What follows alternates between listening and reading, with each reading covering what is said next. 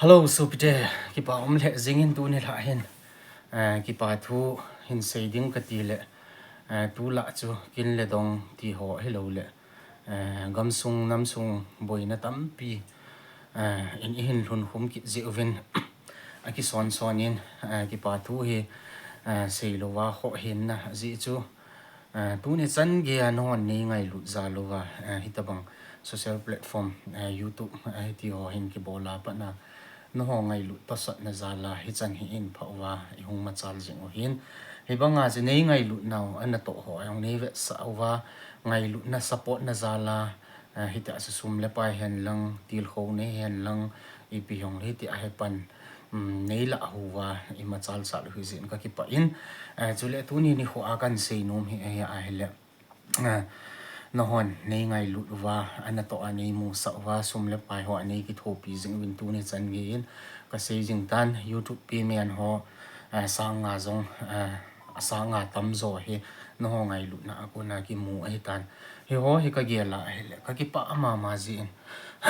ka Kitilkhou ma ji in ge yong na he ti a so to le tham to he ti a so boi ta video ki si ma pan hin ki la no hon zong na ve wa ki pa wa ilung all diu Kipa le thano ma lung all ta I ve diu de na zala chu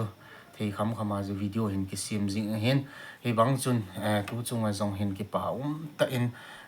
sopi zasua na Haokip min iti chun ka chunga thil pha an bol kinin sei lo di ki ti hong le hi chi ka YouTube platform a ko na niau cha yong le hi chi a ko na nin he over nei ngai lu over hi ti aski thopi na ho hele sum le pa hele ipi hele Kitilkhou na hele ti anin pan hu no he ke man hi chi ka social platform he ka man sa an ho ko ma Kipathu ka le sei lo wa hele chun ke yong ka lung o ai pon chule lung na chim na yong sa Umjie pon a ji chu no hon jong hi chi ka platform a ko na nin he over ai iti a ki mel mu kha hilo ki he kha jong koi ma ki bon na tu ni chan ge ya iti a in support na sum le pa ya in ki thopi ho jong he iti a ki he kha ki lo hin platform hi chi social platform a ko na ki he to a iti a chu ki loi khoma iti a chu ki support tu hi zalovin ken jong hi chi social platform YouTube hi mang cha Kipathu ka sei lo wa le no ho ko ma su ka hunga Kipathu ka hung sei na ding lampi thei lo hin na hi si ajun gel khil ji po tin ka Kipa ma jing in tu chung jong Kipa ta in sopi jasua Haokip le Aloinu jong iti chun ngai lu na nei ta in support vet sa na in mukbang na bol han di ti in dangka sanga in thot kit honin chiong chu tu hapta ho bol de ki ti a hele kin le dong ho ka ni vin hiti chun aki ong thei pon na kin le dong ho ki nei le ki son in ki boyin chu le tu ka la zani la nga pat tu ni ho to boina gamsung boina ho I he su ke win na ti ho kit le hiti ho la a mukbang ga bola en ga ni a ga ki pa ding yong chu nammi te ve ding le mu ding in hoi pon na hi ji a chu hung ki son ki hin I pi yong le manin ei ngai lu non ei support non pa su Kipathu ka sei lo wa hele ka lung na chim lo ding ke ong ka lung thim anom thei pon na ya a chi chi social platform mang sa hai Kipathu ka hin sin tin ka loi nu yong zo ga thei le phadi hen ka loi nu yong so mi long ho khanin amangai ho ti dham khanin mal cha zu di an thot ki le na hi chi chu azul ka a si ka azu lo so kho en yong le I dam mo wai le mu bang ho yong si involve thei ti wai le ma yong sun Kipathu in Seina tin sei bang wa chu tu ni chan ge ani ngai lu za lo wa ni support wa ti a chu nei Kitilkhou wa sum le pa ya yong nong ki phal no ho hi ka gel ji a hele ke din song su le ka ji nu ding jong Kitilkhou o ma jing in no ho za la hi ti a he sum le pai ho ki he khato atila ki he khato a ki mel he to jong hi ji po win na YouTube khama video hin ki sia ma hin ki bola ko na ita si hung ki he to ji wa na hon jong nin he wa ngai lu na nin ve sa wa iti a chu mukbang hin bolo hello le avat lai khat hi chi ki cho na o hello le chini bong noi lo ko na dunga na don hon ding ti ho anan se ju hi ima zo si a ka ge la hele nong ho ngai lu zal chu le pathin wang bu ki chan na phati ki chan na khanin ka gelin ka kipa in no ho zo si chunga Kipathu ka sein chule tu ni chana hin support na sumle pa ya panin lo zo si chunga Kipathu ka sein chule tu chunga so piteni zaswa Haokip le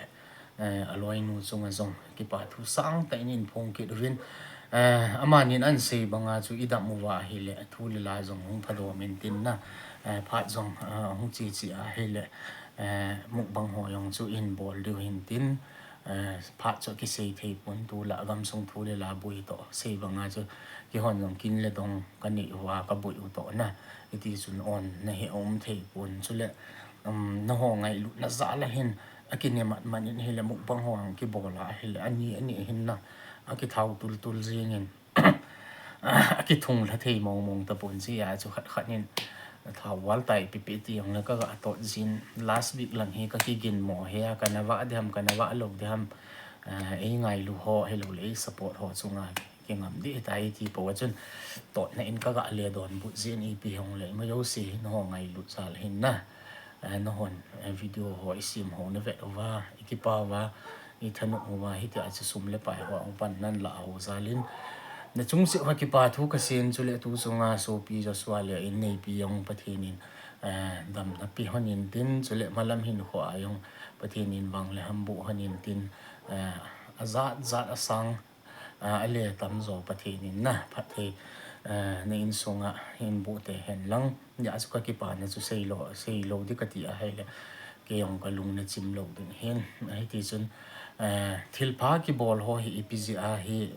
social platform a hi sei dham ti ka lunga ka gela lekin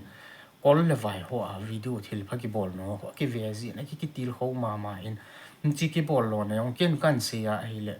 meeting a ka se pon ke yong ka Kitilkhou na ding na pathinin pha sa ni ho khat le ke yong mi dang khat ki to pi na the chan din mun ka pha the na dinga chu ka ki ham bol ngai hen chi a chu ken yong ka su mi lo na ding le min ka chunga thil pha bol na chu ka su mi lo na ding le ken jong khat chunga ka le bol na the ki na dinga chu Kitilkhou na kan se ji hen chu le social media khang he ta ya chu tu chan dia in support hello le sum le pa ya sponsor hen lang ipi yong le hin bol ho zo si yong social platform a ko na hung ki hetu hin na ai ti a zong ki hetu khalo ki mu to khalo ki vop khalo ki ho ti a he to khoma ki ho lim kha zong koi ma ki pon na tu ni chan ge hi zong le hi chi YouTube social platform za la yung ki hetu wa ngai lu na ni sa za lo wa ken zong hi chi platform mang cha chu Kipathu ka sei lo wa le ke yong ka lung na chim lo ding so le ka lung mong thei lo ding ya Kipathu kan se hin tu chunga so pi zo suwa Haokip le ai nei pi chunga Kipathu sang ta i phong win e ta chunga i lu na nei ta dang ka sanga in thon hona mukpang hin bol ani ti ho yong sur Kipa ma in maban hin khwang pathin ni ma pui ki win tin chaw yong se in bol wa hi le ban in diu hi tan tin thu le la iti chun hung nup lang ti ho ham na